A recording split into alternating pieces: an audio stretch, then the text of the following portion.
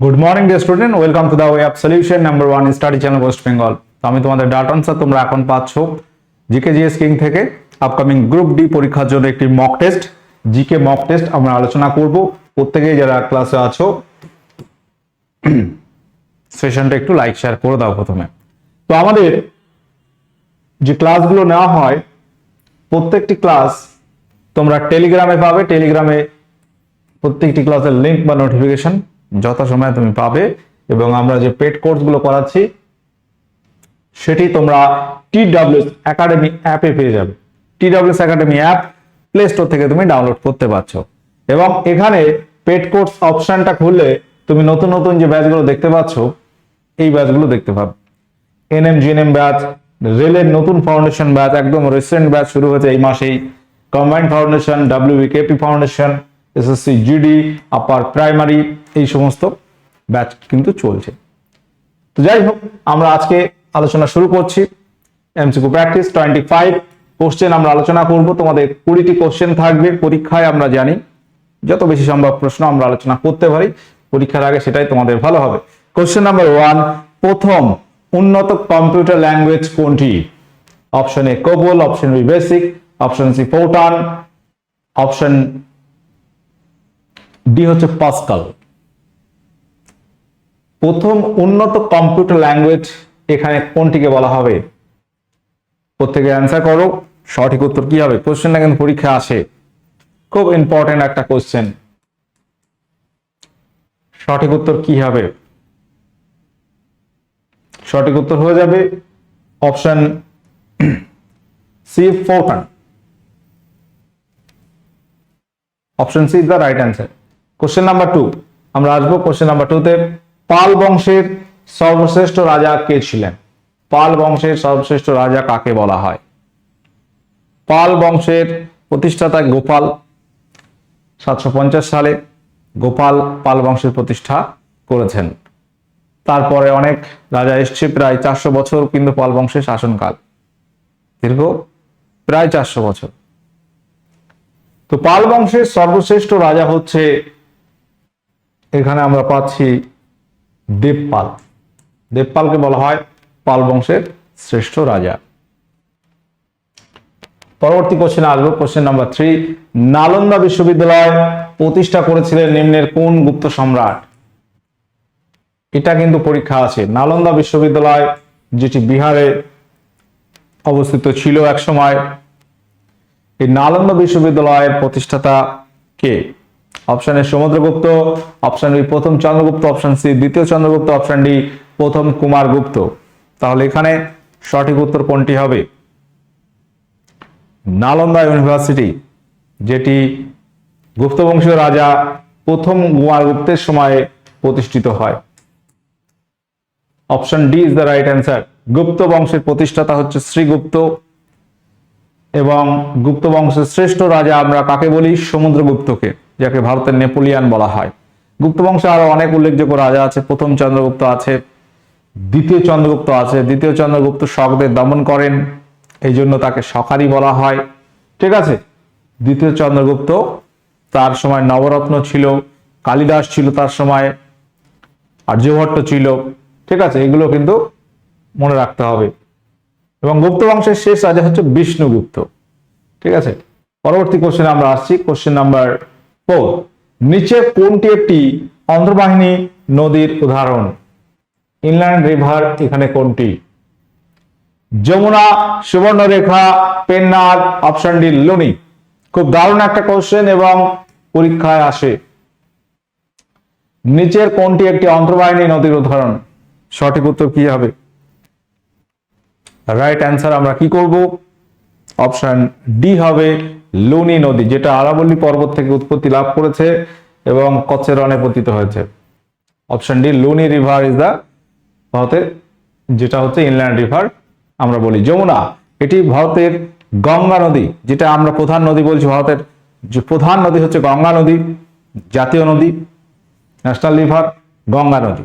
গঙ্গা নদীর সব থেকে বৃহত্তম উপনদী হচ্ছে যমুনা। গঙ্গা যমুনা কোথায় মিলিত হয়েছে? গঙ্গা যমুনা মিলিত হয়েছে এলাহাবাদ, যেটা বর্তমান প্রয়াগরাজ। সুবর্ণরেখা নদী কর্কটক্রান্তি রেখাকে 2 বার অতিক্রম করেছে 23.5 ডিগ্রি অক্ষরেখা, এবং মাহি আর একটা নদীর নাম মনে রাখবে, সেটিও কর্কটক্রান্তি রেখাকে 2 বার অতিক্রম করেছে। কোশ্চেন নাম্বার 5, রামচরিত এটি কার লেখা? Very very important question. এটা কিন্তু পরীক্ষায় আসে, হয় রামচরিত না রামচরিত মানস, দুটো থেকে একটা পরীক্ষা আসে। রামচরিত এটি কার রচনা? বাণভট্ট, কালিদাস, সন্ধ্যাকর নন্দী, তুলসীদাস।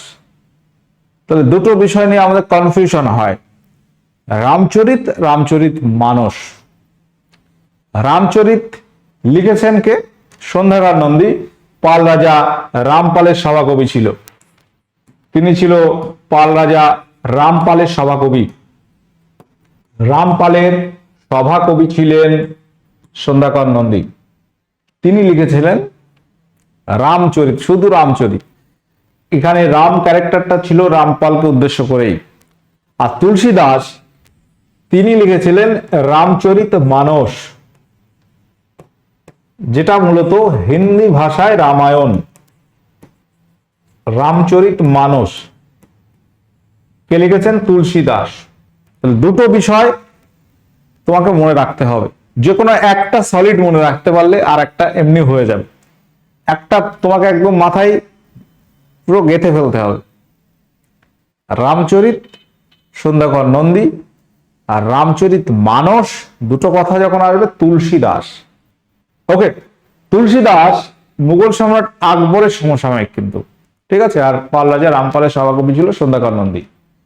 পরবর্তী কোশ্চেন আমরা আসছি, কোশ্চেন নাম্বার 6, অরণ্যের অধিকার এর রচয়িতাকে? অরণ্যের অধিকার এই কাব্যের রচয়িতাকে? মহাশ্বেতা দেবী, সঙ্গীতা বন্দ্যোপাধ্যায়, আশাপূর্ণা দেবী, মন্দাক্রান্তা সেন। সঠিক উত্তর এখানে কি করবে? অরণ্যের অধিকার এই উপন্যাসটি রচয়িতা হচ্ছে মহাশ্বেতা দেবী। অপশন এ সঠিক উত্তর হবে। যদি বলা হতো প্রথম প্রতিশ্রুতি এটি কার লেখা? প্রথম প্রতিশ্রুতি এটি কার লেখা? এটি হচ্ছে আশাপূর্ণা দেবী রচিত। আশাপূর্ণা দেবী রচিত। ভারতের প্রথম মহিলা যিনি জ্ঞানপীঠ পুরস্কার পেয়েছিলেন তিনি হচ্ছে আশাপূর্ণা দেবী। অ্যাজ এ মহিলা, অ্যাজ এ ওমেন, আশাপূর্ণা দেবী তিনি জ্ঞানপীঠ পুরস্কার পেয়েছেন, এবং তিনি বাঙালি। প্রথম বাঙালি যিনি জ্ঞানপীঠ পুরস্কার পান তারাশঙ্কর বন্দ্যোপাধ্যায়। আর প্রথম জ্ঞানপীঠ পুরস্কার পেয়েছিলেন জি শঙ্কর কুরুপ। এটা মনে রাখবে, সাহিত্যে সর্বোচ্চ সম্মান হচ্ছে জ্ঞানপীঠ পুরস্কার। পরবর্তী কোশ্চেনে আমরা আসছি, কোশ্চেন নাম্বার 7, সংযুক্তা পাণিগ্রাহী নামটা অনেকে হয়তো জেনে থাকবে। সংযুক্তা পাণিগ্রাহী কোন নাচের জন্য বিখ্যাত ছিলেন? যে ধরনের নাচের জন্য বিখ্যাত ছিলেন সেটি হচ্ছে কোনটি? মণিপুরী, ওড়িশি, ভারতনাট্যম, কত্থক। কত্থকের বেশ কয়েকটা নাম আমরা জানি, বিরজু মহারাজ, শম্ভু মহারাজ, এগুলো কিন্তু কত্থকের সঙ্গে জনপ্রিয় ব্যক্তিত্ব। অর্চনা মহারাজ। সংযুক্তা পাণিগ্রাহী তিনি হচ্ছে ওড়িশি। ওড়িশি নাচের জন্য জনপ্রিয়। ওড়িশি, এটা উড়িষ্যার নৃত্য। পরবর্তী কোশ্চেন আসবো, কোশ্চেন নাম্বার 8, ওয়াগা সীমান্ত চেকপোস্ট এটি কোন সীমান্তে অবস্থিত? ইন্দো পাক border, Indo Nepal, Indo Bangladesh, Indo Sri Lanka. তাহলে এখানে আমরা কোন উত্তরটি সঠিক নেব? প্রত্যেকে বলবে।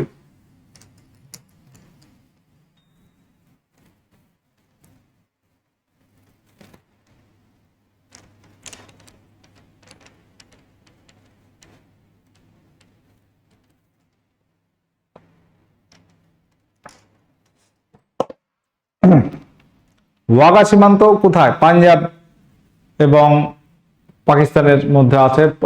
ভারত বাংলা পাকিস্তানের মধ্যে ইন্দো পাক বর্ডারে আছে ওয়াগা সীমান্ত, ওয়াগা চেকপোস্ট, যেটা কোথায়? পাঞ্জাবে পড়ছে।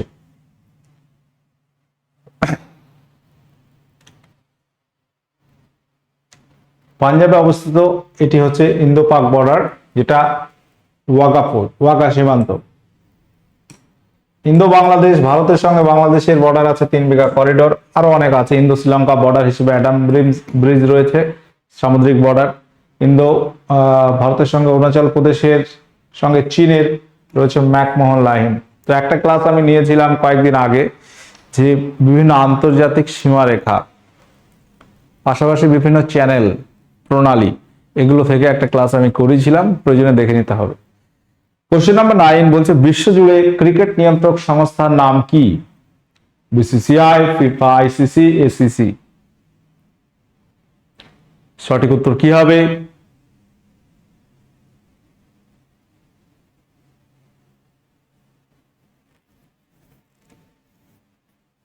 বিশ্বজুড়ে ক্রিকেট নিয়ন্ত্রক সংস্থার নাম হচ্ছে আইসিসি, ইন্টারন্যাশনাল ক্রিকেট কাউন্সিল।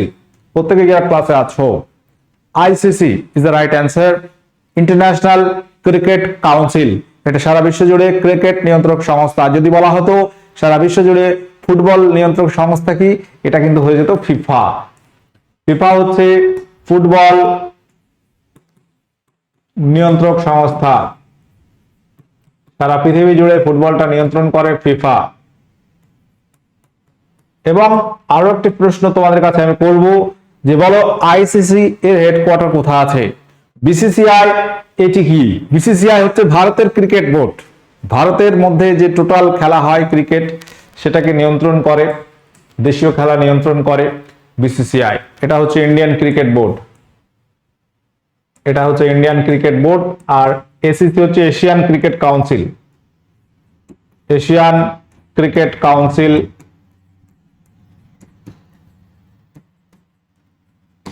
এটা হচ্ছে এসিসি। এখন প্রশ্ন আমি যেটা করছি, আইসিসি সদর দপ্তর হচ্ছে দুবাই, এটা হচ্ছে Dubai. ACC Asian cricket council এটা সদর দপ্তর শ্রীলঙ্কা কলম্বো ছিল, এটা চেঞ্জ হয়ে দুবাই হয়ে গেছে, এটা হেডকোয়ার্টার। বিসিসিআই এর হেডকোয়ার্টার হচ্ছে কোথায় বলতো? এটা হচ্ছে মুম্বাই। ভারতের ক্রিকেটের সদর দপ্তর হচ্ছে মুম্বাইতে, মুম্বাই শহরে আছে।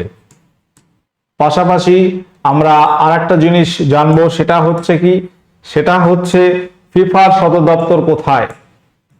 ফিফা যেটা আন্তর্জাতিক ফুটবল নিয়ন্ত্রক সংস্থা, এর সদর দপ্তর হচ্ছে সুইজারল্যান্ডের জুরিক শহরে, জুরিক শহরে আছে এর সদর দপ্তর। সুইজারল্যান্ডের জুরিক শহরে ফিফার হেডকোয়ার্টার আছে, মনে থাকবে। আচ্ছা, পাশাপাশি আরো কয়েকটা ইনফরমেশন আমরা দিয়ে রাখি। বর্তমান বিসিসিআই এর প্রেসিডেন্ট কে? মিঠুন মানহাস। এটা কিন্তু পরীক্ষা আসতে পারে, খুব রিসেন্ট একটা আপডেট। মিঠুন মানহাস বর্তমান বিসিসিআই চেয়ারম্যান। আইসিসি চেয়ারম্যান জয় শাহ। এসিসি এশিয়ান ক্রিকেট কাউন্সিলের চেয়ারম্যান হচ্ছে মহাসিন নাকভি, মহাসিন নাকভি পাকিস্তানের। আইসিসি জয় শাহ ভারতের স্বরাষ্ট্রমন্ত্রীর পুত্র। ফিফার প্রেসিডেন্ট কে আছে? জিয়ানি ইনফ্যান্তিনো, জিয়ানি ইনফ্যান্তিনো ফিফার প্রেসিডেন্ট আছেন। পরবর্তী কোশ্চেন আসবো, কোশ্চেন নাম্বার 10। কোন ভারতীয় ক্রিকেটার দ্য ওয়াল নামে পরিচিত? একটি প্রশ্ন আমরা গত পরীক্ষায় গ্রুপ সি তে দেখেছি, লিটল মাস্টার কাকে বলা হয়? সেটা আমরা কাকে জানছি? লিটল মাস্টার নামে পরিচিত তোমার সুনীল গাভাস্কর ছিল, Sachin Tendulkar master blaster, god of cricket বলা হয়। রাহুল দ্রাবিড় যাকে দা ওয়াল বলা হয়, টেস্ট ক্রিকেটে তার যে ধৈর্য, তিনি দাঁড়িয়ে যাওয়া মানে কি দেয়াল দাঁড়িয়ে গেছে, আউটই হতে চাইতো না, তো এই জন্য তাকে দা ওয়াল বলা হয়। রাহুল দ্রাবিড় এখানে সঠিক উত্তর হয়ে যাবে। সৌরভ গাঙ্গুলি তাকে দাদা বলা হয়, তাই তো। আচ্ছা, কপিল দেব তিনিও খুব উল্লেখযোগ্য, ভারতের প্রথম বিশ্বকাপের ক্যাপ্টেন ছিলেন, আমরা প্রত্যেকে জানি। আচ্ছা, পরবর্তী কোশ্চেন আসবো, কোশ্চেন নাম্বার 11। মন্টেগু চেমস্ফোর্ড সংস্কার আইন পাশ হয় কত সালে? মন্টেগু চেমস্ফোর্ড সংস্কার আইন পাশ হয় কত সালে? Option A 1911, option B 1901, option C 1919, option D 1909। খুব ইম্পর্টেন্ট একটা কোশ্চেন ইতিহাস থেকে। মন্টেগু চেমস্ফোর্ড সংস্কার আইন এটি কবে পাস হয়? সঠিক উত্তর কি হবে? সঠিক উত্তর কি হবে? একটা সংস্কার আইন রয়েছে মরলে মিন্টো রিফর্মস, মরলে মিন্টো রিফর্মস, সেটা 1909। 1909 এটা হচ্ছে মরলে মিন্টো সংস্কার আইন। মন্টেগু চেমস্ফোর্ড, ভারত সচিব মন্টেগু চেমস্ফোর্ড ছিল তখনকার ভাইসরয় 1919। 1919 এখানে সঠিক উত্তর হয়ে যাবে। Option C is the right answer. Morley Minto সংস্কার, এটি হচ্ছে 1909।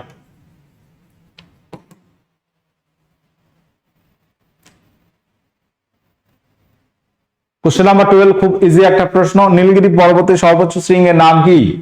নীলগিরি পর্বতের সর্বোচ্চ শৃঙ্গের নাম কি? ভারতের পূর্বঘাট এবং পশ্চিমঘাট পর্বত, আমরা ভারতের মানচিত্র যদি একটু খেয়াল করি এখানে, তো দেখা যাবে যে এই দিকে রয়েছে ইস্টার্ন ঘাট, পূর্ব দিক থেকে আসছে, এটা পূর্বঘাট পর্বত ধরলাম আমি, পূর্বঘাট, আর এই দিক থেকে আসছে পশ্চিম ঘাট। এই দুটো যেখানে মিলছে সেটা হচ্ছে নীলগিরি পর্বত, নীলগিরি পাহাড়, এটা হচ্ছে নীলগিরি পর্বত। নীলগিরি পর্বত যার সর্বোচ্চ শৃঙ্গ হচ্ছে দোদাবেতা, নীলগিরি মাউন্টেন যার হাইয়েস্ট পিক হচ্ছে দোদাবেতা। যদি বলো স্যার পশ্চিমঘাট পর্বতের সর্বোচ্চ শৃঙ্গ কি, এটা আমি ধরলাম পশ্চিমঘাট, একটা বোঝানোর জন্য এঁকেছি, এটা কি সঠিক ছবি কিন্তু নয়, ঠিক আছে। পশ্চিমঘাট পর্বতের সর্বোচ্চ শৃঙ্গ হচ্ছে আনাইমুদি, এর হাইয়েস্ট পিক হচ্ছে আনাইমুদি। আর পূর্বঘাট পর্বতের সর্বোচ্চ শৃঙ্গ কি? জিন্দাগাদা, এটা কিন্তু মনে রাখবে। গুরু শিখর আরাবল্লী পর্বতের সর্বোচ্চ শৃঙ্গ, তাহলে জিন্দাগাদা, এটা হচ্ছে পূর্বঘাট পর্বতের সর্বোচ্চ শৃঙ্গ, সর্বোচ্চ শৃঙ্গ। গুরু শিখর হচ্ছে আরাবল্লী পর্বত, আরাবল্লী পর্বতের সর্বোচ্চ শৃঙ্গ। আনাইমুদি হচ্ছে ওয়েস্টার্ন ঘাট বা পশ্চিম ঘাট পর্বতের সর্বোচ্চ শৃঙ্গ। এগুলো কিন্তু মনে রাখতে হবে।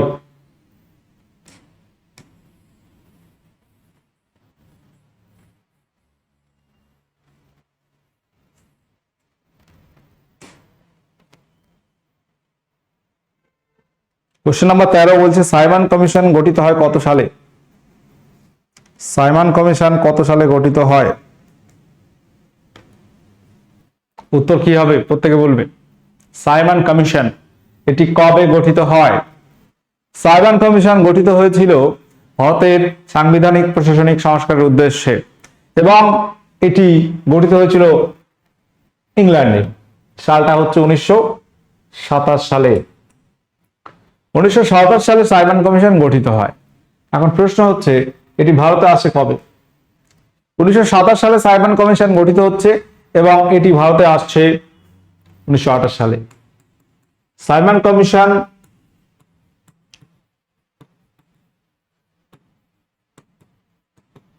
এটি ভারতে আসে 1928 সালে ফেব্রুয়ারিতে, ভারতে আসে ফেব্রুয়ারি 1928। এটা কিন্তু অনেক সময় পরীক্ষা আসে যে সাইমন কমিশন ভারতে আসে কোন সালে। 1928 সালে ভারতে আসছে, গঠিত হয় 27 সালের নভেম্বরে গিয়ে, 1927 সালে সেপ্টেম্বরের দিকে সম্ভবত গঠিত হয় ইংল্যান্ডে। তো যাই হোক, তো এর সদস্য ছিল কতজন? সাইমন কমিশন যার সদস্য ছিল আমরা প্রত্যেকে জানি কতজন হবে, সদস্য ছিল মাত্র 7 জন। কিন্তু বিষয়টা হচ্ছে এই 7 জন সদস্যের মধ্যেও কোনো ভারতীয় ছিল না। ভারতের জন্য সাংবিধানিক প্রশাসনিক সংস্কার উদ্দেশ্যে সাইমন কমিশন গঠিত হয়েছে, কিন্তু এখানে কোনো ভারতীয় সদস্য নেই। তাহলে কিভাবে চলবে? ভারতীয়রা প্রোটেস্ট করে, গো ব্যাক সাইমন, যখন ভারতে আসে এর বিরুদ্ধে প্রতিবাদ করতে থাকে। লালা লাজপত রায় এই সময় কিন্তু এই সাইমন কমিশনের বিরুদ্ধে প্রতিবাদে লাঠির আঘাতে আহত হয়, মাথায়, পরে মারাও যায় 1928 সালে। তো সাইমন কমিশন তার রিপোর্ট জমা দিচ্ছে সম্ভবত 30-29-30-এর দিকেই। পরবর্তীতে রেসপেক্টে ভারত শাসন আইন তৈরি হবে 1935-এ। যাই হোক, 14 নম্বর প্রশ্ন, মহাত্মা গান্ধীকে জাতির জনক উপাধি দিয়েছিলেন কে?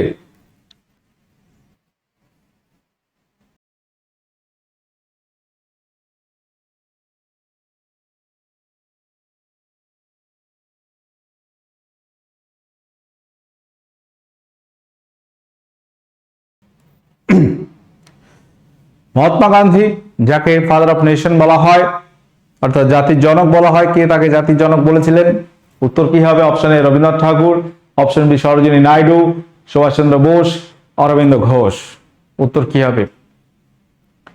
মহাত্মা গান্ধী তাকে ফাদার অফ নেশন বলেছিলেন আমাদের নেতাজি সুভাষচন্দ্র বোস।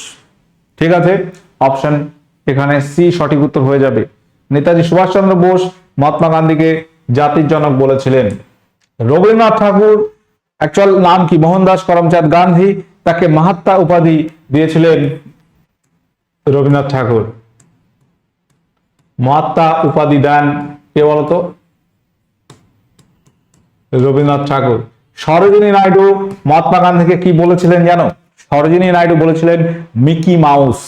এটা অনেক সময় পরীক্ষা দেয় যে মিকি মাউস গান্ধীজিকে কে বলেছিলেন। মিকি মাউস একটা কার্টুন তোমার ক্যারেক্টার, ওয়াল্টার ডিজনি যার পরিচালক বা সৃষ্টিকর্তা। মিকি মাউস এটা সেই সময় সমসাময়িক খুব জনপ্রিয়তা পায়, অর্থাৎ জনপ্রিয়তার কারণে গান্ধীজির যে জনপ্রিয়তা তার সঙ্গে মিকি মাউসকে তুলনা করেছিলেন সরোজিনী নাইডু। ভারতের প্রথম মহিলা যিনি জাতীয় কংগ্রেসের সভাপতি হয়েছিলেন 1925 সালের কানপুর সেশন, সেই সরোজিনী নাইডু। ভারতের স্বাধীন ভারতের প্রথম রাজ্যপাল, মহিলা রাজ্যপাল, প্রথম মহিলা রাজ্যপাল সরোজিনী নাইডু উত্তরপ্রদেশের। তো সরোজিনী নাইডু গান্ধীজিকে মিকি মাউস বলেছিলেন। রবীন্দ্রনাথ ঠাকুর এই মহাত্মা উপাধি কে দেন? এটা রবীন্দ্রনাথ ঠাকুর। আজকে আমরা মহাত্মা গান্ধী বলছি, তো এই মহাত্মা উপাধিটা দিয়েছিলেন রবীন্দ্রনাথ ঠাকুর, এটা মনে রাখতে হবে। পাশাপাশি জাতির জনক বলেছিলেন সুভাষচন্দ্র বোস সিঙ্গাপুর থেকে রেডিও স্টেশনে 1944 সম্ভবত। তো পাশাপাশি মহাত্মা গান্ধীও সুভাষচন্দ্র বোসকে বলেছিলেন প্যাট্রিয়ট অফ প্যাট্রিয়টস, দেশপ্রেমিকের দেশপ্রেমিক। এটাও কিন্তু আমরা মনে রাখবো। তো মহাত্মা গান্ধী সম্পর্কে আরো একটা উক্তি আছে, তাকে হাফ ন্যাকেড ফকির বা অর্ধনগ্ন ফকিরকে বলেছিলেন ব্রিটিশ প্রধানমন্ত্রী উইনস্টন চার্চিল। উইনস্টন চার্চিল গান্ধীজিকে অর্ধনগ্ন ফকির বলেছিলেন। এই যে উপাধিগুলো আমরা একটু মনে রাখবো। কোশ্চেন নাম্বার 15 বলছে ওস্তাদ আমজাদ আলী খান। ওস্তাদ আমজাদ আলী খান কোন বাদ্যযন্ত্রের সঙ্গে যুক্ত?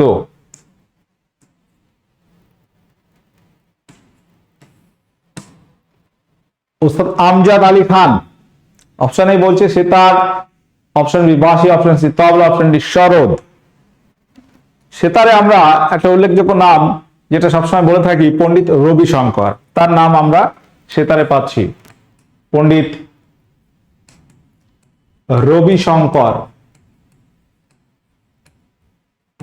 বিখ্যাত সেতার বাদক। বাঁশিতে আমরা আগের ক্লাসেও বলছিলাম পান্নালাল ঘোষ, হরিপ্রসাদ চৌরাশিয়া, রাকেশ চৌরাশিয়া। তবলাতে ওস্তাদ জাকির হোসেন আল রাখা খান।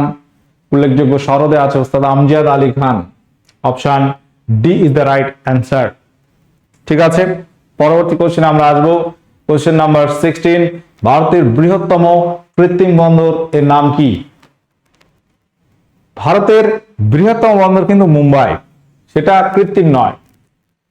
Largest port of India is Mumbai. Mumbai বন্দর ভারতের বৃহত্তম বন্দর, কিন্তু এখানে কৃত্রিম ভাবে তৈরি যে বন্দরের কথা বলা হচ্ছে সেটা হচ্ছে নবসেবা পোর্ট বা জওহরলাল নেহরু পোর্ট। এটা আরেক নাম জওহরলাল নেহরু পোর্ট। ঠিক আছে, এটা আমরা অবশ্যই অপশন বি করব, সঠিক উত্তর আছে। ভারতের আরো উল্লেখযোগ্য বন্দর হচ্ছে কান্ডালা পোর্ট গুজরাটের, যার বর্তমান নাম দীনদয়াল উপাধ্যায় পোর্ট। চেন্নাই পোর্ট বিশাখাপত্তনম ভারতের গভীরতম বন্দর, অন্ধ্রপ্রদেশে উল্লেখযোগ্য। ভারতের প্রাচীন বন্দর হচ্ছে এই যে রিসেন্টের মধ্যে, সেই একদম সিন্ধু সভ্যতায় গেলে লোথাল, ওটা দিকে আমরা যাচ্ছি না, পরবর্তীতে কলকাতা বন্দর প্রাচীনতম বন্দর। তো আমাদের যে সমস্ত ব্যাচগুলো অ্যাভেলেবেল রয়েছে তোমরা একবার দেখে নিতে পারো, TWS একাডেমি অ্যাপে আমরা কিন্তু এগুলো করাচ্ছি। কোশ্চেন নাম্বার 17, MS ওয়ার্ডে কোন ফাইলকে প্রিন্ট করার শর্টকাট কি কোনটি? শর্টকাট কি কোনটি? Control X, control C, control V, control P. CTRL মানে কন্ট্রোল আমরা বলে থাকি। দেখায় কন্ট্রোল এক্স মানে হচ্ছে কাট করা, কাট। কন্ট্রোল সি এটা পরীক্ষায় এসেছিল কপি। কন্ট্রোল ভি হচ্ছে পেস্ট। কন্ট্রোল পি হচ্ছে প্রিন্ট। তাহলে এখানে প্রিন্ট করার শর্টকাট হচ্ছে control P. Option D is the right answer. Control অনেক কিছু আছে, ডি আছে ডুপ্লিকেট একটা ফাইল আর একটা পেজ তুমি করলে same page, duplicate control D. সেভটা কি? কন্ট্রোল প্লাস এস, এটা হয়ে যাবে সেভ। একটা ফাইল তুমি সেভ করবে, control S. Control Z undo, আগের অবস্থায় ফিরে আসবে। এরকম যে শর্টকাট গুলো আছে খুব একটা কঠিন তো আসেনি, আগেরটা কন্ট্রোল সি এস ছিল। এবার দেখো কন্ট্রোল ভি বা পি এর মধ্যে একটা যদি থাকে আসতে পারে। পরবর্তী কোশ্চেনে আমরা আসবো, কোশ্চেন নাম্বার 18। মনুচরিতম গ্রন্থটি কে লিখেছেন, বা হরিকথা সারাংশম মনুচরিতম, লেখক একটাই, উত্তর কি হবে? কোশ্চেন নাম্বার 18 রাইট অ্যান্সার আমরা কি করব?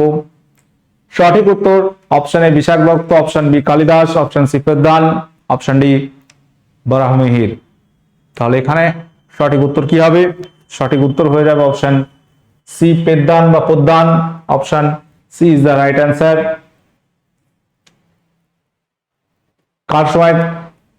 কার সময় তিনি ছিলেন? কৃষ্ণদেব রায়ের সময়। কৃষ্ণদেব রায় বাবরের সমসাময়িক। কৃষ্ণদেব রায় কে ছিলেন? বিজয়নগর সাম্রাজ্যের তুলুপ বংশের শ্রেষ্ঠ রাজা তথা গোটা বিজয়নগর সাম্রাজ্যের শ্রেষ্ঠ রাজা। পেদ্দানকে কৃষ্ণদেব রায় অন্ধ্র কবিতার পিতামহ আখ্যা দিয়েছিলেন। অন্ধ্র কবিতার পিতামহ আখ্যা দিয়েছিলেন পেদ্দানকে। কে দিয়েছিল? কবি রাজা কৃষ্ণদেব রায়। তেলেগু ভাষার জনপ্রিয়তা সেই সময় বৃদ্ধি পায়। একটি প্রোগ্রামে বাগ বলতে কি বোঝানো হয়? স্টেটমেন্ট, এরর, সেন্টেন্স কোনটি নয়। বাগ মানে এক কথায় যেটাকে আমরা বলি ত্রুটি, তাই তো? বাগ অর্থাৎ যেটা হচ্ছে ত্রুটি।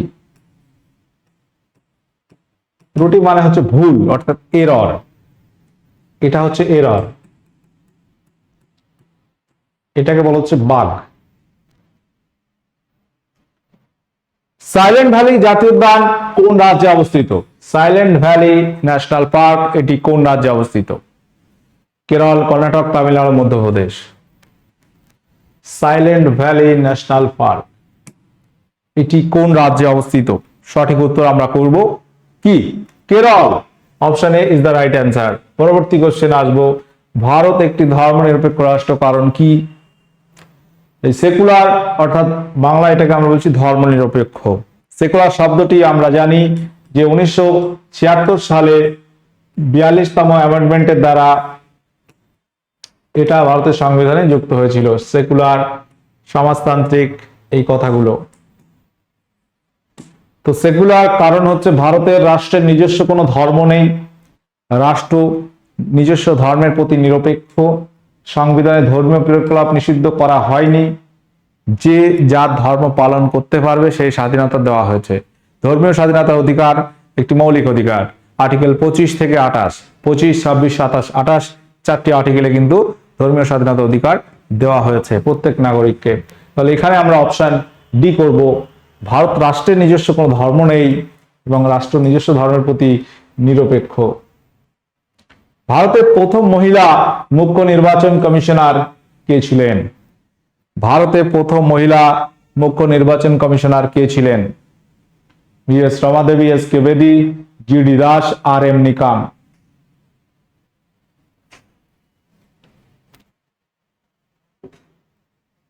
ভারতের প্রথম মহিলা মুখ্য নির্বাচন কমিশনার কে ছিলেন? সঠিক উত্তর হবে অপশন এ ভি.এস. রমাদেবী। প্রথম নির্বাচন কমিশনার কে ছিল? সুকুমার সেন। বর্তমান কে রয়েছে? মিস্টার জ্ঞানেশ কুমার, তাই তো? বর্তমান 26তম জ্ঞানেশ কুমার। পরবর্তী কোশ্চেনে আসবো, কোশ্চেন নাম্বার 23। ভারতের নাগরিকরা ভোট দিতে পারে কত বছর বয়সে? কত বছর বয়সে ভোট দিতে পারো? কত বছর বয়সে? 18 হলে ভোটার অধিকার হবে, সে ভোট দিতে পারবে। Option A. Question number 24। দুলহাস্তি প্রকল্প নিম্নের কোন নদীর তীরে গড়ে উঠেছে? দুলহাস্তি প্রকল্প কোন নদীর তীরে গড়ে উঠেছে? সঠিক উত্তর হবে চন্দ্রভাগা। এটি কোথায়? জম্মু কাশ্মীরে।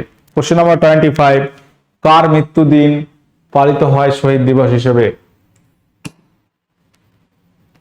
ক্ষুদিরাম বসু, মহাত্মা গান্ধী, ভগৎ সিং, মাস্টারদা সূর্য সেন।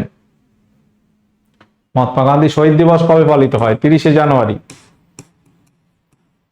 30শে জানুয়ারি ভারতের জাতীয় শহীদ দিবস পালিত হয় এবং মহাত্মা গান্ধীর মৃত্যুদিন 30শে জানুয়ারি 1948। কোশ্চেন নাম্বার 26, এটা হোমওয়ার্ক থাকছে। আজকের সেশন এখানে আমি এন্ড করছি। 25টি কোশ্চেন আলোচনা করা হয়েছে এবং এর সঙ্গে আরো বেশি কিন্তু ডিসকাস আমি করেছি, যেগুলো সম্ভাব্য কোশ্চেনের সঙ্গে যায় আর কি। তো আজকের সেশন এখানে এন্ড হচ্ছে। কে কত পাচ্ছ একটু কমেন্ট করে জানাবে। আমরা পরবর্তী সেশন নিয়ে আসবো। তোমরা কানেক্ট থাকো the way of solution TWS academy YouTube চ্যানেলে। প্রত্যেকে ভালো থাকো, সুস্থ থাকো। দেখা হচ্ছে পরবর্তী ক্লাসে। ওকে, টাটা।